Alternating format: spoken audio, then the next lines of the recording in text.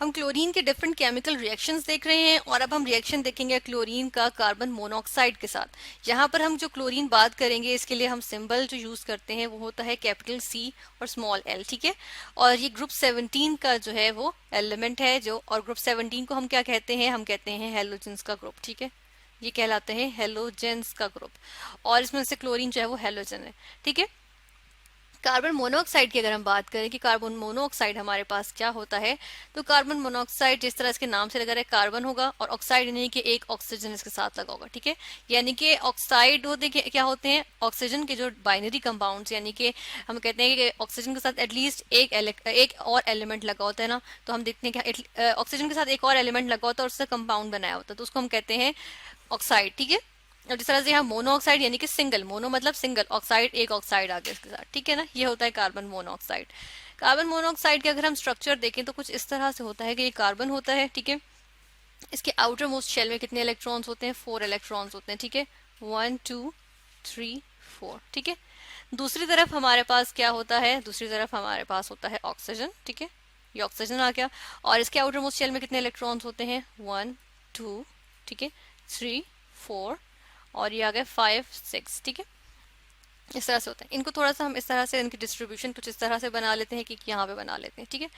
अब होता क्या है कि कार्बन की हम देख रहे हैं कि ऑक्टेट कंप्लीट नहीं है, ऑक्सीजन का तो कंप्लीट है, ठीक है ना, लेकिन कार्बन का कंप्लीट नहीं है। 1 2 3 4 5 6 ये शेयरिंग हुई है, एक बॉन्ड ये एक बॉन्ड ये, तो शेयरिंग के बाद भी ऑक्सीजन का कंप्लीट हो गया ऑक्टेट, लेकिन कार्बन का नहीं है। तो ऑक्सीजन अपना जो ये इलेक्ट्रॉन पेयर है ये इसको जो है वो डोनेट कर देता है, ठीक है। इलेक्ट्रॉन पेयर बाकायदा पूरा जो है वो डोनेट हो रहा है, ठीक है ना, जिसकी वजह से हम देखते हैं कि यहाँ पर एक बॉन्ड बनता है जिसको हम कहते हैं कोऑर्डिनेट कोवलेंट बॉन्ड, ठीक है। कोऑर्डिनेट कोवलेंट, कोवलेंट तो है क्योंकि शेयरिंग हो रही है इसमें, ठीक है, लेकिन ये पूरा एक इलेक्ट्रॉन पेयर जो है ना वो इसको डोनेट कर रहा है, ठीक है, कोवलेंट बॉन्ड। तो इसकी वजह से हम इसको कह रहे हैं कि ये आ जाता है कोऑर्डिनेट कोवलेंट बॉन्ड, ठीक है ना। फिर हम ये देख लेते हैं कि ये जो हमारे पास रिएक्शन होगा वो किस तरह से होता है, और इसकी हम थोड़ी सी हिस्ट्री देखते हैं कि 1812 में 1812 में हमारे पास एक ब्रिटिश केमिस्ट थे जिनका नाम था जॉन डेवी, ठीक है, हम लिखते हैं John Dewey, DAVY, British chemist John Dewey. इन्होंने फर्स्ट टाइम क्या किया कि इन्होंने जो है वो कार्बन मोनोऑक्साइड ली, ठीक है, कार्बन मोनोऑक्साइड ली, और साथ के साथ इन्होंने क्या चीज ली, इन्होंने जो है वो क्लोरीन गैस ले ली, ठीक है, साथ में इन्होंने ली क्लोरीन गैस, एक कार्बन मोनोऑक्साइड गैस ली इन्होंने, ठीक है, ये गैस आ गई कार्बन मोनोऑक्साइड, और हमारे पास आ गई क्लोरीन गैस, ठीक है। इनका इन्होंने करवाया रिएक्शन, ठीक है, रिएक्शन करवाया किसकी प्रेजेंस में, सनलाइट की प्रेजेंस में, ठीक है। हम यहाँ पे लिख देते हैं कि जो रिएक्शन हुआ वो सनलाइट की प्रेजेंस में हुआ, ठीक है। और हमारे पास फाइनली क्या चीज बन जाती है, हमारे पास यहाँ पर जो आ जाती है, जो यहाँ पे प्रोडक्ट आती है वो होता है कार्बोनाइल क्लोराइड, ठीक है, इसको हम कहते हैं कार्बोनाइल क्लोराइड, COCl2, ठीक है। ये भी एक गैस होती है, ये उन्होंने बना ली, ठीक है ना।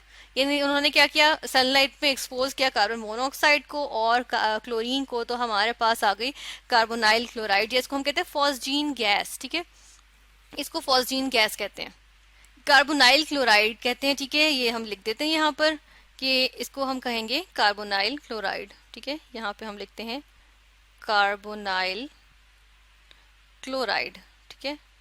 इसके बहुत सारे नेम्स हैं, इसको जो है वो क्लोरोफॉर्माइल, हम जो है वो कार्बन फॉर्माइल क्लोराइड भी कहते हैं, सॉरी क्लोरोफॉर्माइल क्लोराइड भी कहते हैं, ठीक है।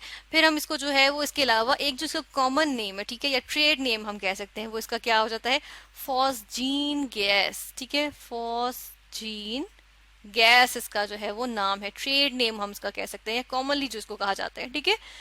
और इसके अलावा अगर हम इसका स्ट्रक्चर देख लें, इसका स्ट्रक्चर देख लेते हैं यहाँ पर कि किस तरह से इसका स्ट्रक्चर होता है। यहाँ पर क्या होता है कि हमारे पास कार्बन होता है, ठीक है, इसके साथ डबल बॉन्ड बना के ऑक्सीजन होता है, ठीक है, एक क्लोरीन यहाँ होता है, एक क्लोरीन यहाँ होता है, ये आ गई हमारे पास फॉस्जीन, ठीक है, और ये गैस होती है फॉस्जीन गैस। अब ये वर्ल्ड वॉर्स में भी बहुत ज्यादा यूज हुई है, केमिकल वेपन के तौर पर यूज होती है, इससे जो है वो स्किन डैमेज होती है, ठीक है ना, बहुत डेडली होती है ये, ठीक है। इसके बाद इस पर जो है वो बैन लग गया था, ठीक है ना, क्योंकि ये जो है वो बहुत डेडली होती है और केमिकल वेपन के तौर पर यूज की जा सकती है।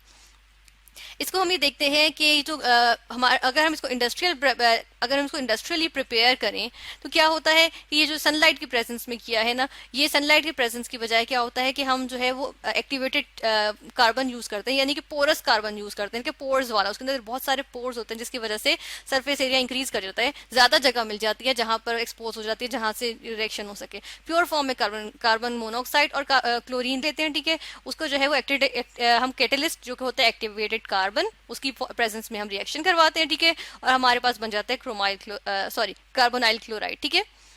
इसके अलावा हम ये देख लेते हैं कि यहाँ पर हीट भी रिलीज होती है। हम डेल्टा एच लिखेंगे कि कितनी हीट जो है वो नेट हीट का जो है वो चेंज कितना होता है, तो ये हमारे पास आ जाएगा डेल्टा एच मतलब नेट हीट में चेंज, ठीक है। और हम देखते हैं कि हमारे पास आ जाता है 107.6, ठीक है, किलो जूल्स पर मोल, ठीक है। ये हमारे पास नेट जो है वो उसका हीट रिलीज होती है। माइनस साइन का मतलब है कि ये हीट रिलीज हो रही है, ठीक है ना। और हम यहाँ पर ये देख लेते हैं कि 107.6 जो है वो अमाउंट है, हो गई, ठीक है। किलो का मतलब क्या होता है, किलो का मतलब होता है 1000, ठीक है, यानी कि 1000, यानी कि अगर हम किलो की जगह लिखें तो हम लिखेंगे 107.6 मल्टीप्लाई बाय 1000, ठीक है, यानी कि वो क्या बन जाएगा 107,600, ये अमाउंट बन जाएगी, ठीक है। और जूल्स क्या होता है, एनर्जी को मेजर करने का यूनिट आ जाता है, ठीक है। हम हीट भी एनर्जी की फॉर्म है तो इसलिए हीट को भी हम जूल्स में लेंगे, यानी कि इसका अगर हम लिखते हैं कि जे से क्या है जूल्स, ठीक है। और मोल हमें पता है कि एक मोल अगर कार्बन मोनोऑक्साइड एक मोल क्लोरीन गैस के साथ रिएक्ट करके एक मोल जो है वो कार्बोनाइल क्लोराइड बना रहे हैं, तो ये हमारे पास पर मोल की हिसाब से जो है वो आ जाएगी कि कितनी 107,600 जूल्स जो है एनर्जी जो है वो एक मोल के हिसाब से रिलीज होती है, ठीक है।